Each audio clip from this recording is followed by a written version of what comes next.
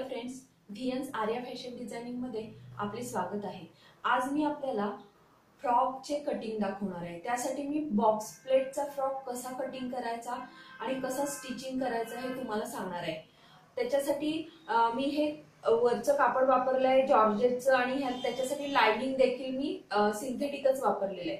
तर बॉक्स प्लेटचा आणि फुग्याच्या स्लीव्हचा आपण हा फ्रॉक तयार करणार आहोत। तर आता आपण कटिंगसाठी त्याची मेजरमेंट्स बघूया।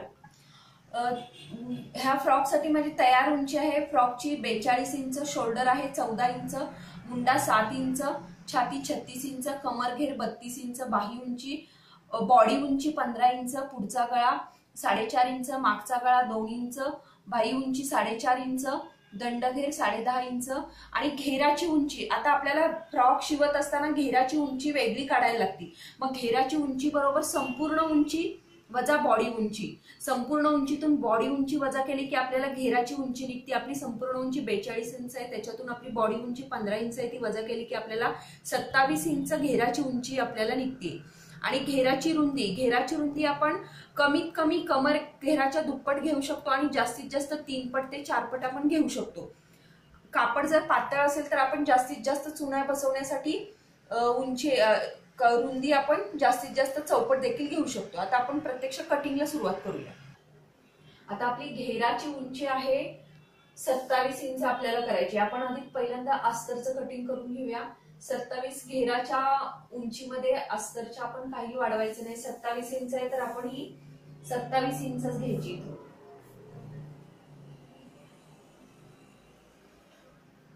27 इंच घेतली आणि आपण हा घेर आपण तिप्पट घेऊया।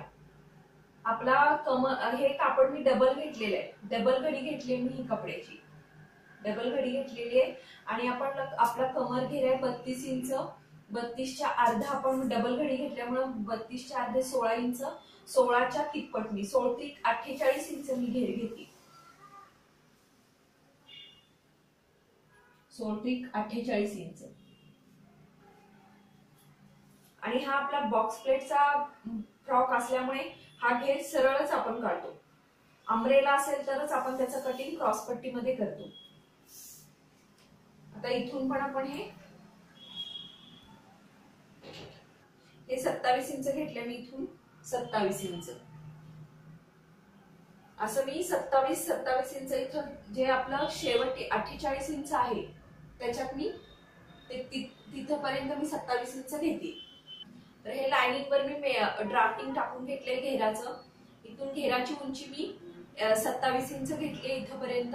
त्याच्यामध्ये या उंचीमध्ये मी काही वाढवलेलं नाहीये कारण घेराची उंची वरच्या कापडापेक्षा कमी असते, त्यामुळे मी हे 27 इंच घेतले। आणि ही घेराची जी रुंदी आहे हे डबल कपडा घेतल्यामुळे कमर घेराच्या तिप्पट घेतले। माझा कमर घेर आहे एका बाजूचा 16 इंच संपूर्ण आहे 32 इंच, मग 16ची मी तिप्पट घेतले। 16 त्रिक 48 इंच मी इथून इथपर्यंत घेतले। अशा प्रकारे आपला घेराचं ड्राफ्टिंग तयार आहे। आता आपण याचं कटिंग करून घेऊया। आता आपण घेराचं आपलं कटिंग करून झाले लाइनिंग। आता आपण वरची जी बॉडी आहे त्याच्यासाठी लाइनिंग कटिंग करून घेऊया।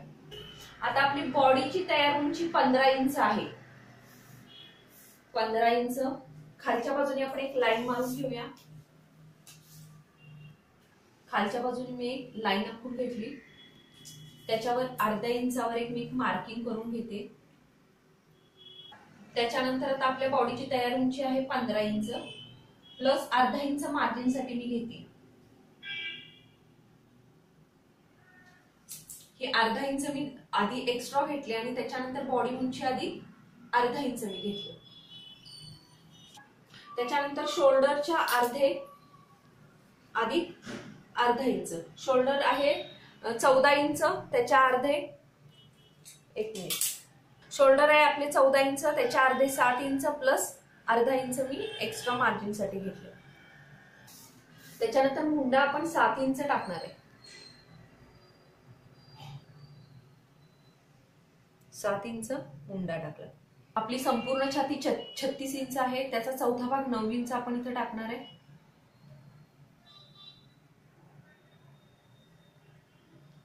9 इंच, त्याच्यानंतर आपण 1.5 इंचाचा याला मार्जिन घेणार आहे।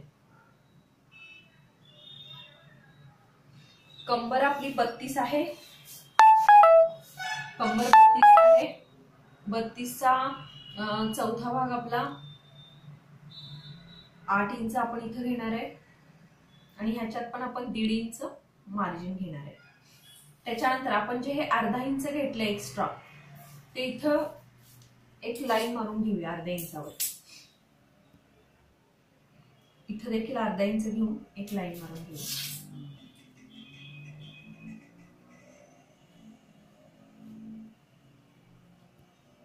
आता हे आपण लाईन जोडून घेऊ. ह्या दोन्ही लाईन्स आपण मारून घेतल्या आणि हे जे आपण एक्स्ट्रा अर्धा इंच घेतले ही लाईन याला अशी जोडून टाकायची.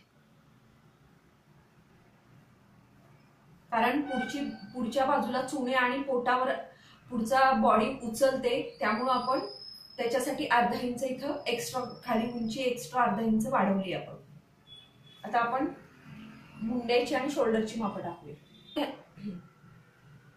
याला 1 इंचाचा शोल्डर उतार घेणार आहे आणि गळा रुंदी आपण याची 2.5 इंच घेणार आहोत गळा रुंदी आणि 1 इंचाचा शोल्डर उतार टाकणार आहोत.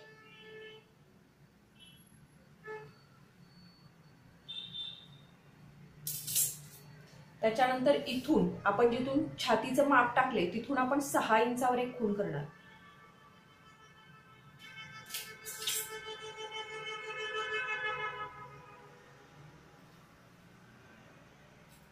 हे आपलं पुढच्या मुंड्यासाठी आपण हे मार्किंग करून घेतलंय. पाठीमागच्या इथून साधारण मध्यातून असा मुंड्याचा शेप देऊन घ्यायचा आणि हा पुढील मुंड्याचा शेप. अशा प्रकारे हा पुढील मुंड्याचा शेप, हा मागील मुंड्याचा शेप. आता मी याचं ड्राफ्टिंग तुम्हाला करून दाखवते. आता ही पूर्ण उंची आहे आपली. पूर्ण उंचीमध्ये अर्धा इंच आपण एक्स्ट्रा घेतलं. त्याच्यानंतर शोल्डरच्या निम्मे अधिक अर्धा इंच घेतलं, त्याच्यात 2.5 इंच गळा रुंदी घेतली. मुंडा घेतला मी 7 इंच. त्याच्यानंतर शोल्डर उतार 1 इंचाचा मी इथे शोल्डर उतार घेतला. त्याच्यानंतर इथं छातीचा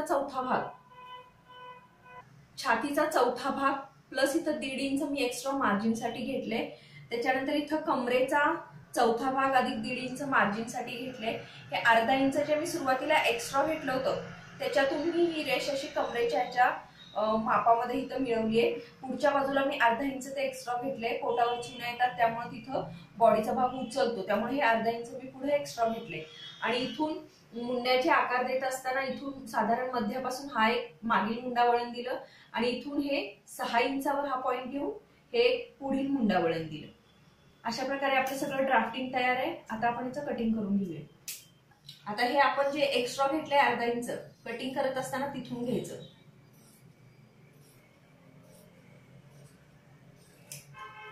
अशा प्रकारे. त्याच्यानंतर हे मागील मुंडा वळण आहे ना तिथून कट करून घ्यायचं. पाठीमागच्या भागाचं कटिंग आपण करून घेतल्यावर मगच आपण पुढचा मुंडा वळणचा कट करायचा आहे मुंडा वळण. त्याच्यानंतर हा जो शोल्डर उतार आहे तो देखील कट करून घ्यायचा आणि मग हे गळ्यासाठी आपण टाकलेलं सरळ घ्यायचं. अशा प्रकारे आपलं पुढच्या भागाचं कटिंग तयार आहे. आता आपण हे ठेवूनच पाठीमागच्या भागाचं कटिंग करून घेऊया.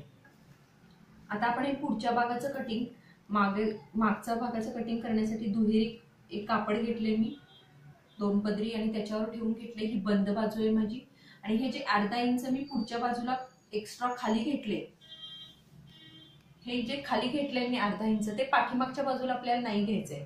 पुढच्या बाजूला पोटामुळे वर सरकतो फ्रॉक म्हणून पुढच्या बाजूला फक्त घेतलं, पाठीमागच्या बाजूला नाही घ्यायचंय. शिवाय मी 1 इंचाची ही पट्टी एक्स्ट्रा घेतली कारण ह्याला आपण चेन लावणार आहोत. त्याच्यासाठी मी 1 इंच एक्स्ट्रा घेतलंय. ह्याच्याच मी पट्ट्या दुमडून घेणार आहे. आता आपण ह्याचं मार्किंग करून घेऊया. बाकी सगळी माप पुढच्या भागाप्रमाणेच. आता कटिंग करत असताना ही जी बंद बाजू आहे त्याच्या मध्यावरून कट मारून घ्यायचंय, कट करून घ्यायचं कापड. कारण मागच्या बाजूला चेन येणार आहे आपल्याला, ओपन साईड पाहिजे आपल्याला इथून. आणि बाकी सगळं कटिंग पुढच्या भागाप्रमाणे. आता हा आपला पाठीमागचा भाग तयार आहे 1 इंच एक्स्ट्रा पट्टीसह आणि हा पुढचा भाग तयार आहे. ह्याच्यात आपण हा जो मुंड्याचा पुढचा शेप आहे तो आपण आता कटिंग करून घेऊया.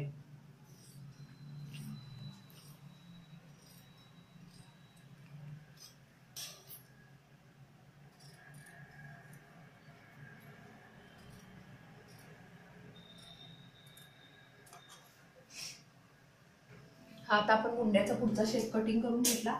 आता आपण पुढचा आणि मागचा भाग तयार आहे। आता आपण वरच्या कपड्यावर हे ठेवून ह्याचं वरच्या कपड्याचं कटिंग करून घेऊया।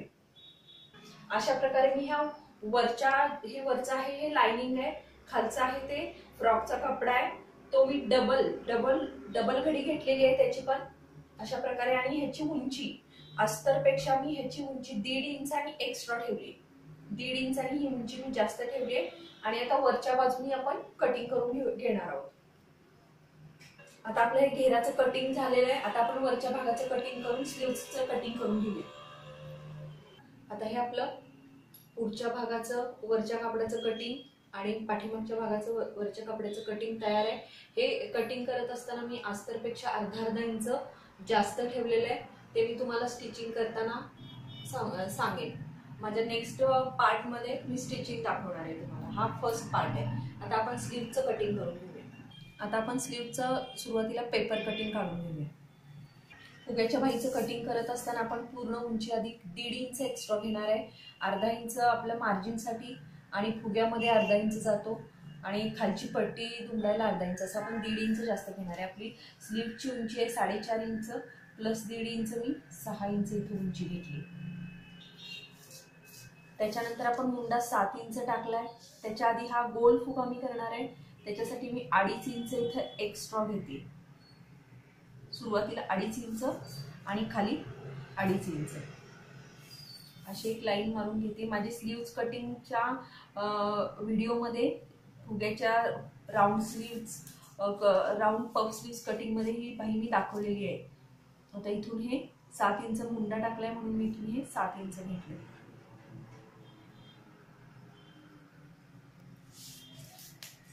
त्याच्यानंतर इथून 3.5 इंच खाली मुंडा शेप देण्यासाठी, इथून 1.5 इंच मार्जिन। दंडघेर आहे आपला 10.5 इंच म्हणजे 5.25 इंच प्लस इथं 1.5 इंच ते 2 इंच मी एक्स्ट्रा मार्जिनसाठी ठेवते। खालच्या बाजूला पण आपण ह्याला चुन्या टाकणार आहोत। त्याच्यानंतर नेहमीप्रमाणे स्लीव्हच्या कटिंगला आपण जसं इथून लाईन आखून घेतो तशी 3.5 इंचावरची मी एक लाईन आखून घेतली इथपर्यंत। त्याच्यानंतर ह्याच्या मध्यावर